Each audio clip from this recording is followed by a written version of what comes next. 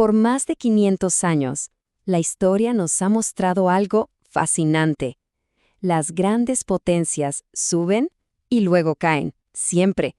Y la pregunta hoy es, ¿podría ese mismo patrón, ese mismo ciclo, predecir lo que va a pasar con nuestro mundo?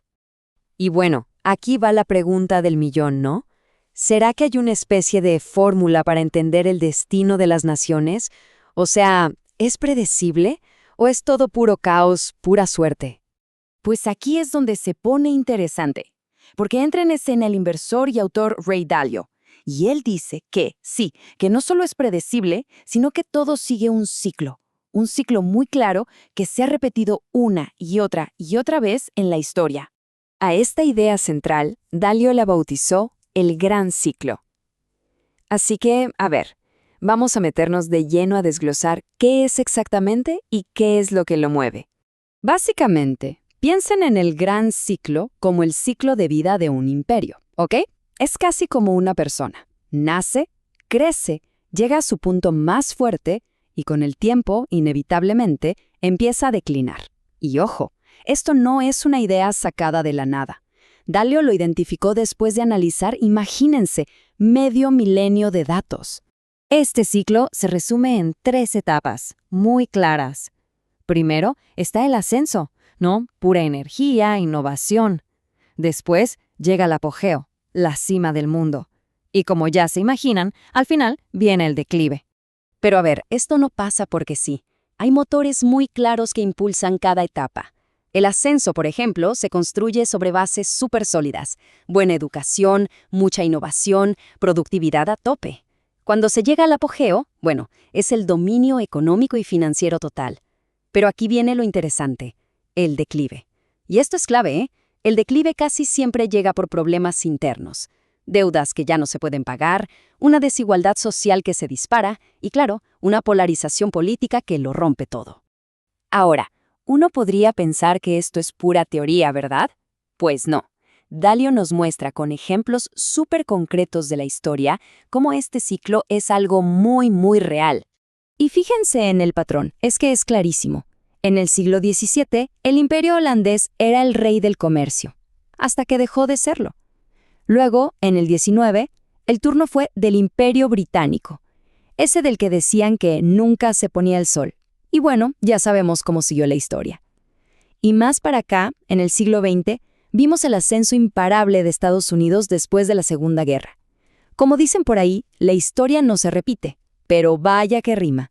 Y todo esto nos trae de cabeza al día de hoy, porque la gran pregunta es, ¿cómo aplicamos este lente, este mapa histórico, a la rivalidad global más importante de nuestra era? Claro, la de Estados Unidos y China. Si nos apegamos estrictamente a los indicadores de este ciclo, el análisis de Dalio sugiere algo muy claro. Por un lado, Estados Unidos parece mostrar varias características de una potencia en la etapa de declive, una deuda nacional altísima, mucha tensión política interna, mientras que, por el otro lado, China parece tener todos los síntomas de una potencia en pleno ascenso, una economía que no para de crecer, una inversión brutal en tecnología y una estrategia de expansión global súper definida. Y este punto es fundamental, de verdad, porque no estamos hablando de opiniones, ¿eh? Estamos hablando de métricas, de datos históricos. Por ejemplo, la presión que está sufriendo el dólar como la moneda de reserva del mundo o la polarización social tan fuerte que se vive. Esas son 2 de las señales de alerta gigantes que Dalio señala. Y lo más impactante es que son las mismas señales que se vieron en el declive de los imperios anteriores. Ok, entonces, con todo este panorama de cambios gigantes en el horizonte, la pregunta lógica es, ¿y ahora qué? ¿Cómo nos preparamos para esto? Bueno, el análisis también da algunas recomendaciones bastante prácticas. Porque claro, es fácil pensar, si estos ciclos son tan enormes, ¿qué puede hacer una sola persona?